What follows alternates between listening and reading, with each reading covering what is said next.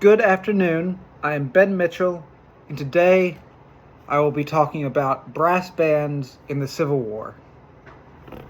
To give you some examples, to give you some background on why I'm interested in this topic, I want to introduce you this photo here. You'll see if I can show it correctly. There we go. Like that. You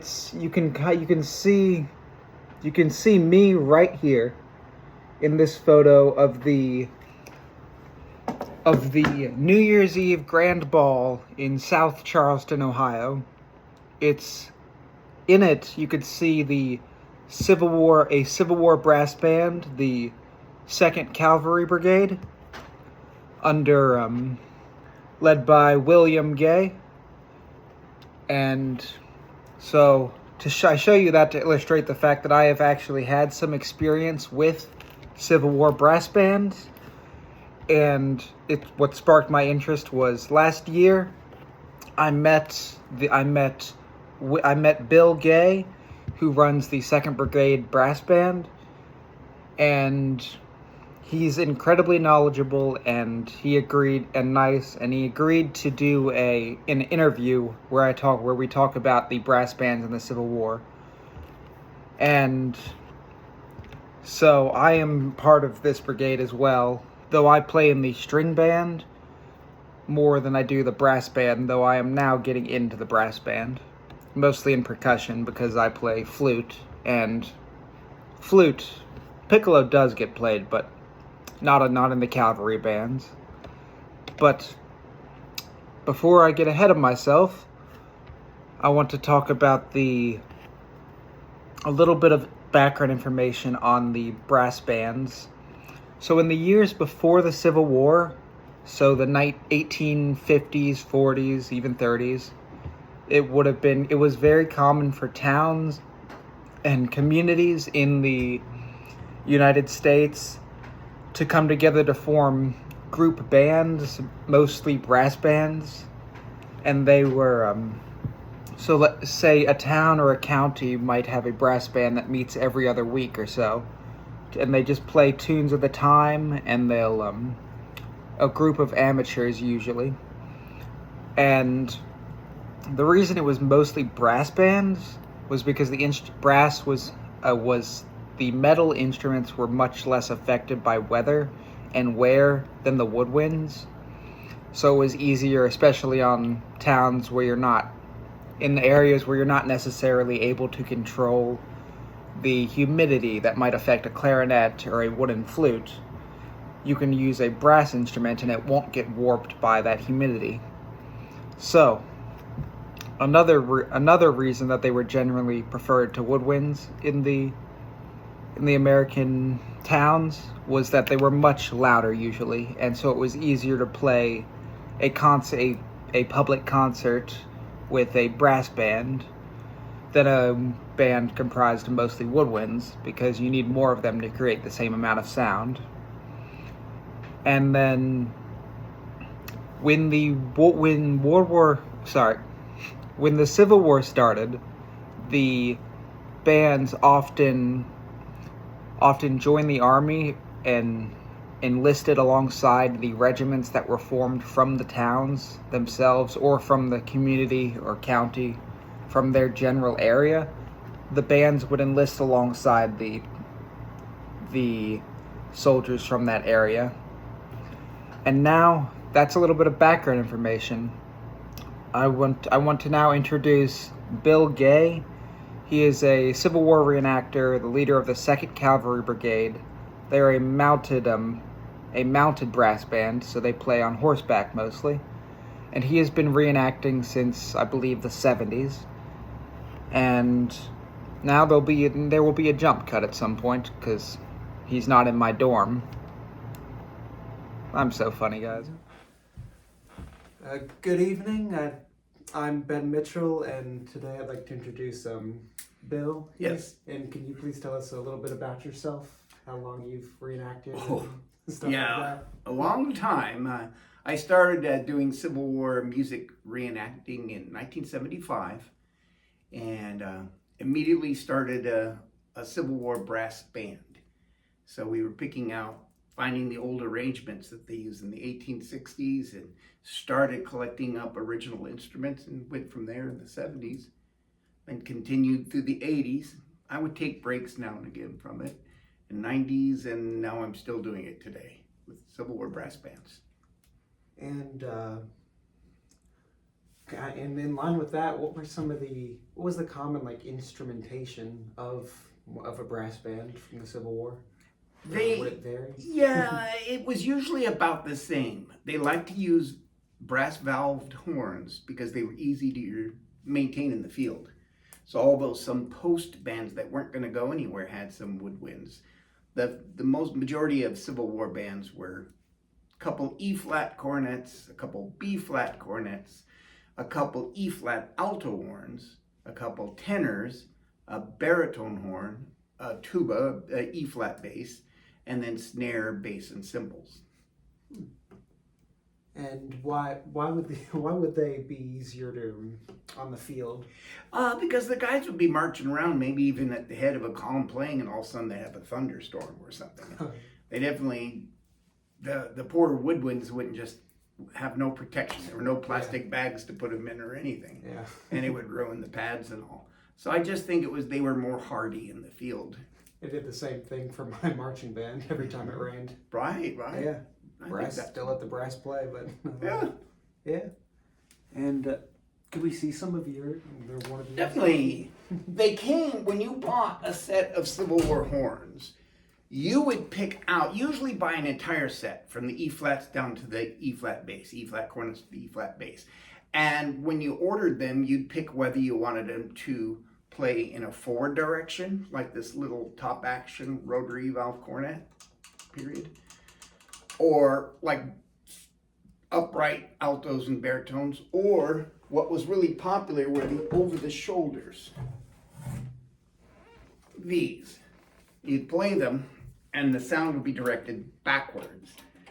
The reasons the sound was directed backwards is because the bands in a column would march at the head of the column and they wanted the troops to hear the band music better, to keep marching. It went out of favor right after the Civil War, and then they couldn't even give these horns away hardly. Nobody wanted them anymore. They thought it was a silly idea, I guess. Just not work, that idea, or was it worked just, okay, but whenever you would do a concert, and when we play a concert, like at, we try to have all over the shoulders because at least it can hit the wall and come back out to the audience.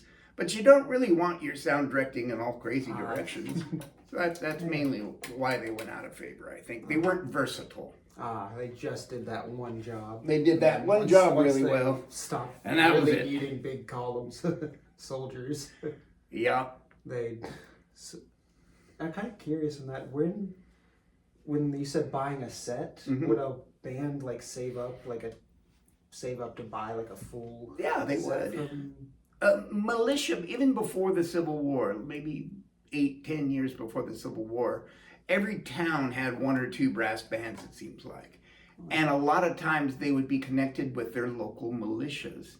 So that's why they liked the over-the-shoulders, and they had fancy uniforms, and they performed for them. And so there was a brass band movement before the Civil War that was very popular. And so it was just perfect timing for when the darn war came out.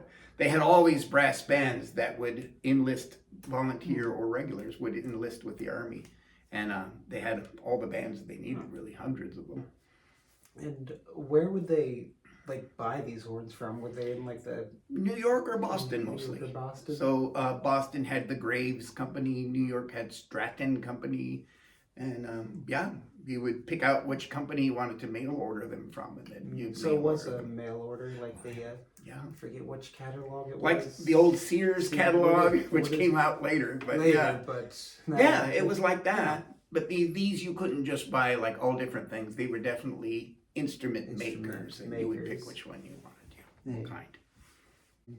You were saying like the towns themselves would have a band, who always would join the band? Who would start them? How would they start? They were just regular citizens of merchants and farmers and all. Sometimes firehouse bands would start, and they'd all be firemen, and they could practice. Just townspeople. Yeah. there were a very few regular regiments, and they would have professionals from all over that would join and be in those bands.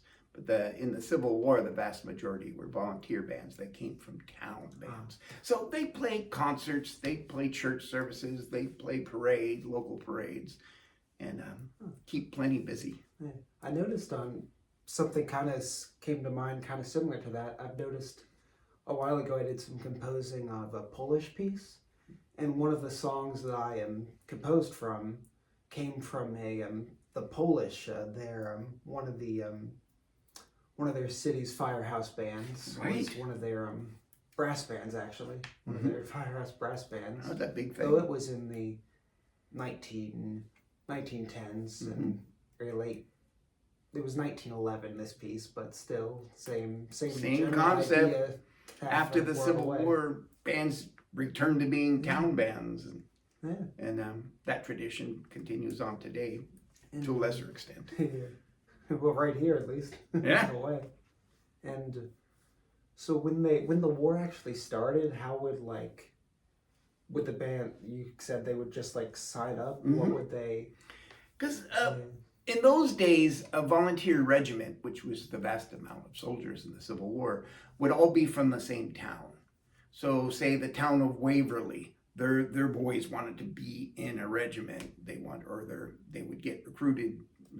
Patriotic feelings, they'd join up, and the town band wanted to say, well, we got to go too, and so that's how it went. And they would just so they would enlist with the regiment from the town. Yes, and from the town or the county or the area. Yeah, and so the kind of on that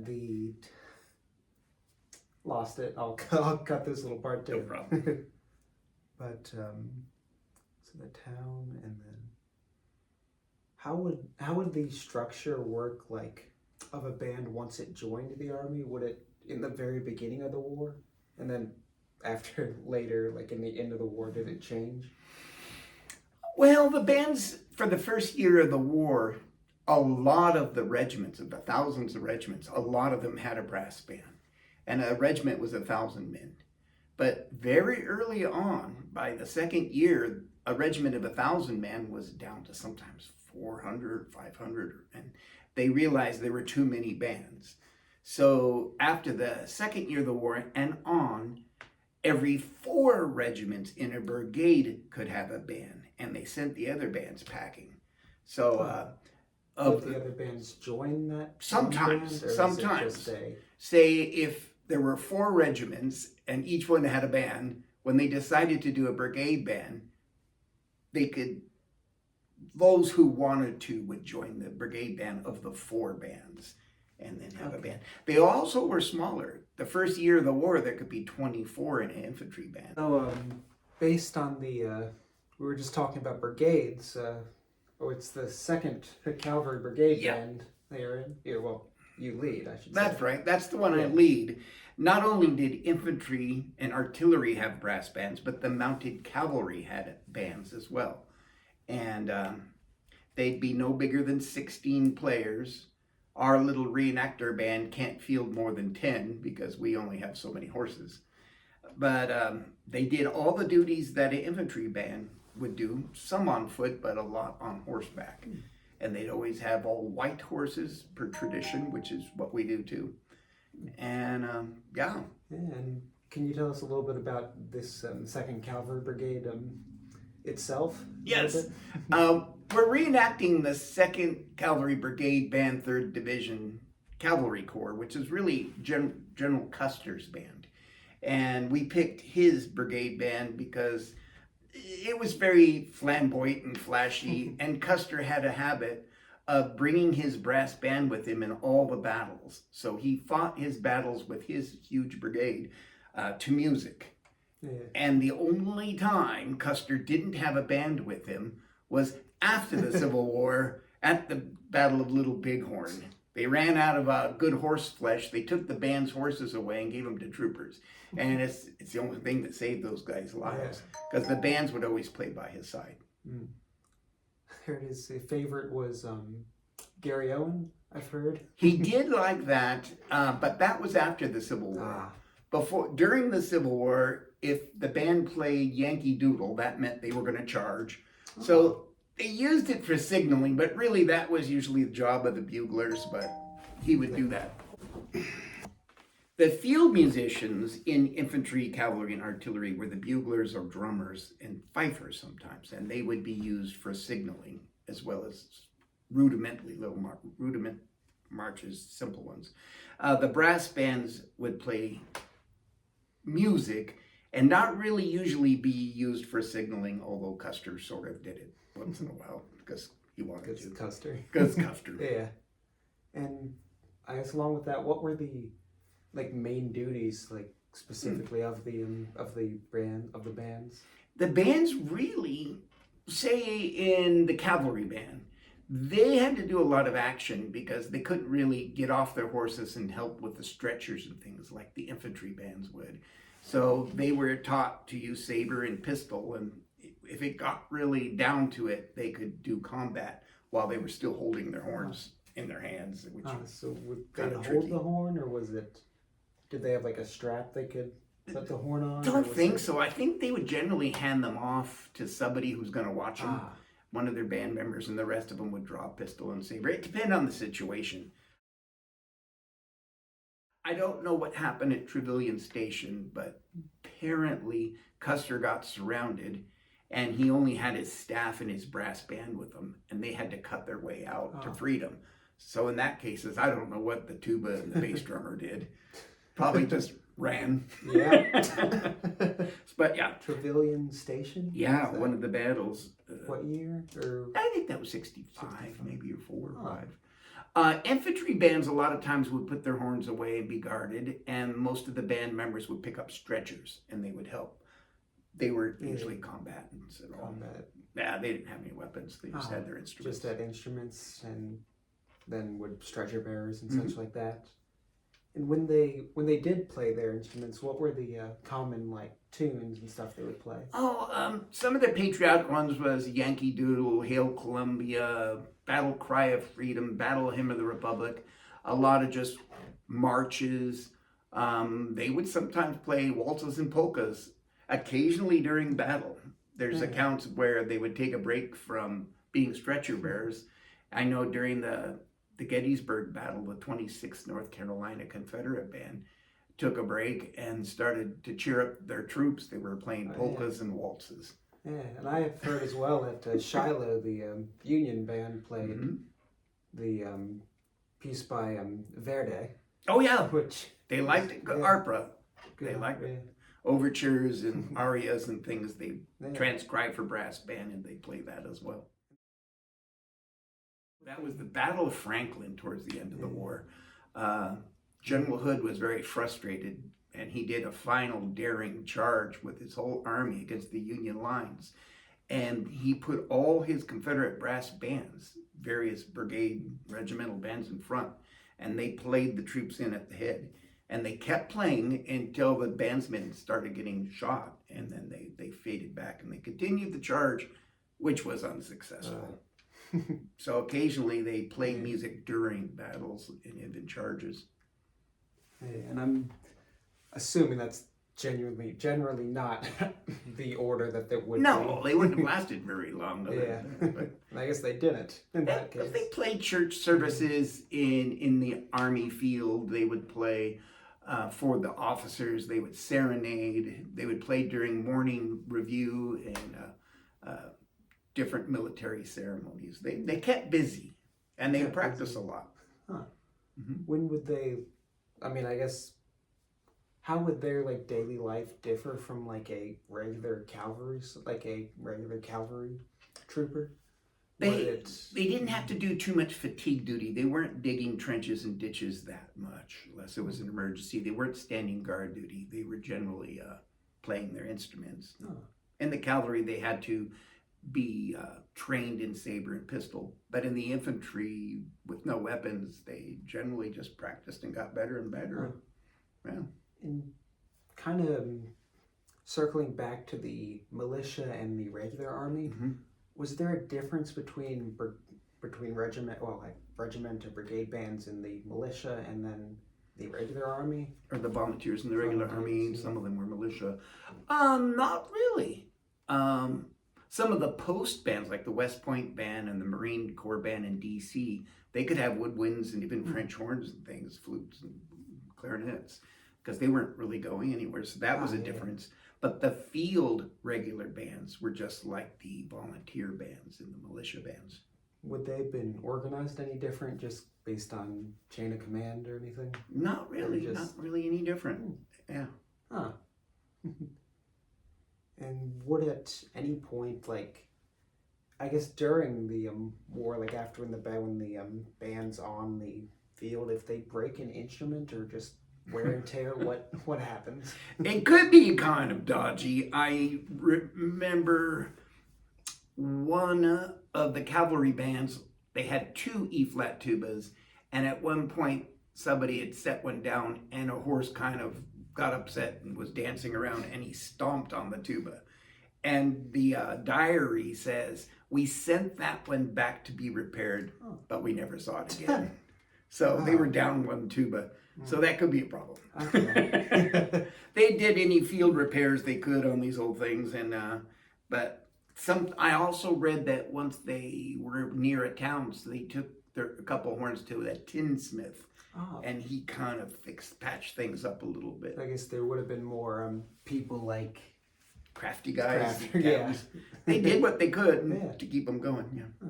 And kind of on that, some of these instruments are genuine, like Yeah, War? we have a whole collection of original horns from the Civil War, and we play those on horseback and in concert. Here's a tuba, E-flat tuba. We have a couple reproductions that modern makers make, but we try to use the originals when we can.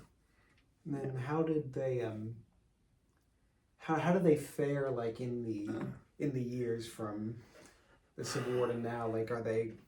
Well, they're very conically bored, so you can lip them in tune. There's no triggers or any aids there's tuning slides, but no aids to help you play these things. But the mouthpieces are so deep and they're so conical, you can lip them in tune pretty well.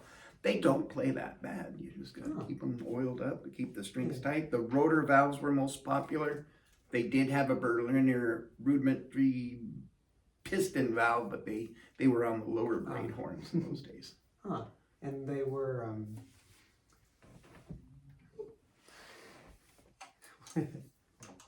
so I'm guessing they were pretty. They seemed fairly. I won't say simple, but less not that helped with their. How expensive were they? Is what I'm trying to say. At the time, would they have been cheap? Or? They weren't cheap, so you had to save up your money if you were a town's band. And most military bands brought their own horns, or the bands provided the home horns. I think the military owned some. If the colonel decided he wanted a brass band, he could order a set and then pull them in from the ranks to play them. Okay, I was just gonna ask if Sometimes. if the military or whatever. They did sometimes. They did sometimes. Yeah. They were simple, hardy little things, but expensive. Probably adjusting for inflation, you would pay about as much as you would today for a set of instruments. Yeah. Of course, not adjusting for inflation. That it would be a really small amount. Yeah. But it would seem like not much, but it was for them. And not to put you on the spot, but could you play a little bit? This one. Here, do a cut. Yeah. I gotta put some oil down this. All right, we'll do Custer's Charging Song.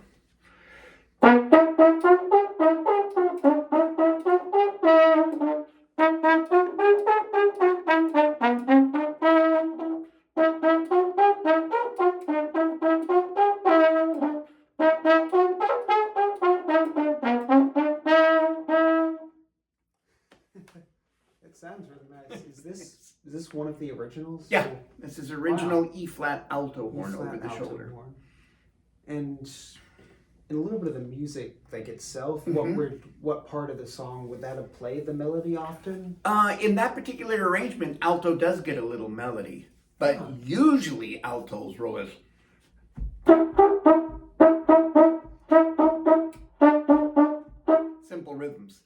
The E-flat cornets would play most lead, with baritones sometime playing along. On the trios, sometimes a B-flat cornet would take over and give the E-flat cornet player a little break. But yeah. And who were some of the composers or arrangers from the time? Oh yeah, Patrick Gilmore, who arranged the Johnny Comes Marching Home. I was just gonna say. He had a great band. There was some Downing was a composer. Graffola was about my favorite. He some of his marches even played today. Like yeah. And then you were saying a lot of at the beginning. You were saying some. Could you also tell us some of where they would buy the music from? Generally, they would buy scores or trade other bands for scores, and almost everything, all their band books were mostly handwritten. So the director of the band would pass the scores around so for the players while they're sitting in camp to handwrite them in their books. Oh. So it was a lot of Indian ink and quill things. So most of the you could buy a few arrangements that had all the parts, but the vast majority was handwritten. Composer could compose them arrangements in camp too, and then send the score to the boys, and they would write them in their little band books. Okay, and would they have had like the little flip books that we have now, or would it have been like I can show you what they look like. Yeah. So, yeah. You open it up to where the writing is. They buy blank books and they'd fill them in with their little quill pins. I'm actually using one of these. I mean, a modern equivalent for my practice logs. That's what they did. Interesting. Huh? Wow. And as a final note, what would you say is what makes the brass bands important to modern day, I guess? Yeah. Well, in the brass band tradition carries on today in the British brass bands. They have about the same instrumentation. And right after the Civil War, town bands were starting to add clarinets and flutes and woodwinds, so the full brass bands were going a little bit out of style in 20 years or so after the Civil War. But they're still brass bands today. Yeah. Okay. Yeah. Well, thank you for your time. My pleasure. Very informative. Thank you.